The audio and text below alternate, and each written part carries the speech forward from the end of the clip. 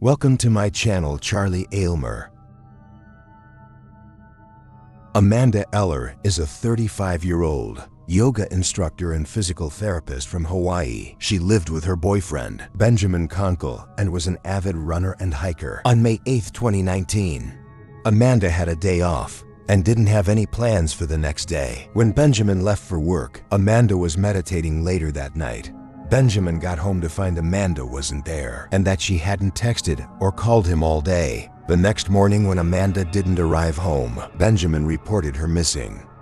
Benjamin provided a list of the places that Amanda usually visited, one of which was a Macau Forest Reserve, which was a place she often hiked alone. The police searched the reserve and found Amanda's white Toyota RAV4 in the parking lot of the reserve. At around 9:50 a.m., police found Amanda's car keys under one of the car's tires, and her wallet, a backpack, and a full water bottle and cell phone were found inside the car. Her running shoes were missing from both her home and the car, leading police to believe Eller could have gone for a run in the park. On May 13th, 5 days after Amanda was last seen, Amanda's parents received a package from Amanda, a surveillance video in a nearby town. Heiko would later show Amanda in a store at 10:11 on May 8th. She bought a tea and a power bar and then mailed a Mother's Day package from the post office to her parents. An extensive search of the reserve was carried out after Benjamin had reported her missing, but 3 days after Amanda had disappeared. The search was called off, but her family, friends, and volunteers never gave up and kept looking for her. Thanks to tens of thousands of dollars in donations, the family was able to keep the search alive. The reserve is more than 2,000 acres and is surrounded by thousands more acres of dense forest full of steep ravines, lava rocks, giant ferns, and thick vegetation that often must be hacked with machetes. More than 1,000 volunteers searched streams, caves, and thick vegetation. For days, the rescue teams had been combing a 1.5-mile radius from where Amanda's car was found. But on May 24th, 17 days after she went missing, the volunteers decided to search further into the reserve. About 4 miles from where her car was parked, the volunteers, who were in a helicopter on their last 10 minutes of fuel, spotted Amanda waving up at them at about 3:45 p.m. near the Kailua Reservoir. She was in a creek bed with waterfalls on both sides. She was airlifted to the nearest hospital and made a full recovery. Amanda said that she had intended to go for a short trail walk at some point. She went off the path and decided to take a break and meditate. When she resumed walking, she became disoriented. She spent hours trying to find her way back to her car, but continued in the wrong direction. 3 days into her hike, she fell 20 feet off of a steep cliff and fractured her leg, after which she moved very slowly.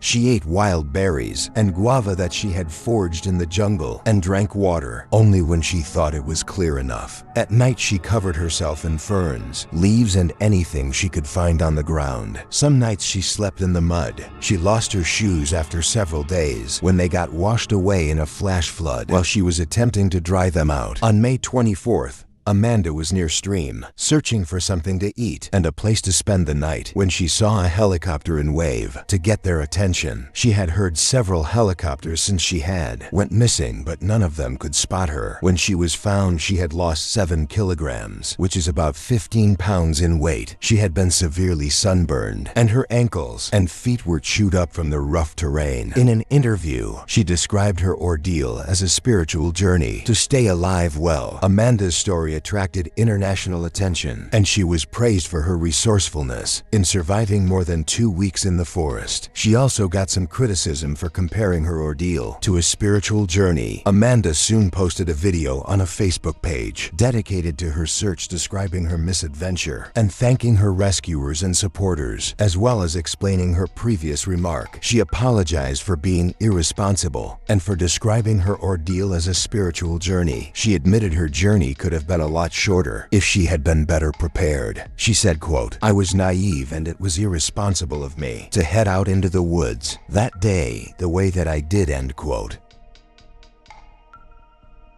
On July 12, 2019, Sheryl Powell, an experienced hiker and camper, along with her husband Joseph Powell, went on a camping trip to Grandview Campground in the White Mountains. After looking around for a few minutes, they agreed on a campsite. While her husband repositioned their Jeep, Sheryl took their dog Miley for a walk. After parking the car, Joseph couldn't find Sheryl and Miley anywhere. He searched the area, honked the horn and called for her, but couldn't find her. He searched for almost an hour. Before calling the authorities, search and rescue teams began their search immediately. They used ground and air support from local, state and federal agencies. They used dogs, helicopters, and drones with satellite and thermal imaging cameras to look for Sheryl. Authorities interviewed people at the campground and used a loudspeaker to call out for Sheryl. For 4 days, the search and investigation bore no fruit. Authorities couldn't find anything suspicious. In their investigation, authorities considered the possibility that Sheryl may have been abducted. Then 4 days later, searches would find Miley barking about 2.5 miles from the campground. A short while later, they found Sheryl Powell alive but exhausted, about 200 yards away from Miley. Sheryl was then taken to the nearest hospital for medical clearance. Sheryl told authorities that during the walk, a man jumped out from behind a tree and threatened her and her dog. He said, quote, "The first thing that's going to happen here is I'm going to use this knife on your dog, and then if you don't let me have my way with you, I'm going to use it on you." End quote. Sheryl said the man had grabbed her by the wrist. She managed to wrestle free of his grip, grabbed her dog in her arms and ran away, not stopping until she was sure the man was not chasing her. But after she was able to escape her would-be attacker, she realized she was lost in the wilderness. Being an experienced hiker, Sheryl focused on getting food and water to keep herself and her dog alive. She managed to find water and a cactus to eat to keep her energy up. She rationed a turkey treat that she had had with her. For Miley, she only hiked at night to avoid dehydration and crossing paths with rattlesnakes. She had seen some helicopters passing by as they searched for her, but realized they were looking in the wrong direction. She decided she needed to get to higher ground to be spotted by them. She tied Miley to a tree near some water and went up to look for helicopters. A few hours later, both were found. Sheryl described the man as a white male with tan skin, bald head, dark eyes, and brown eyebrows, under 6 feet in height and about 180 pounds. He was around 50 years old, and she recalls that he had a southern accent. On the afternoon of March 16, 2000, 22-year-old Saylor Guilliams from Ventura, California had decided to go hiking with her friend, Brandon Vega, in Santa Barbara County. Both were not experienced hikers, and the terrain was far more treacherous than they had planned for. As it started to go dark, both struggled to find their way back to their car. At some point, they apparently tried to use lights from their cell phones to illuminate the path, but it wasn't enough light, and Guilliams fell and fractured her left leg. Vega volunteered to carry Guilliams, but after walking just a few meters, Vega fell to shattering his glasses, breaking his elbow, and breaking Guilliams' ankle.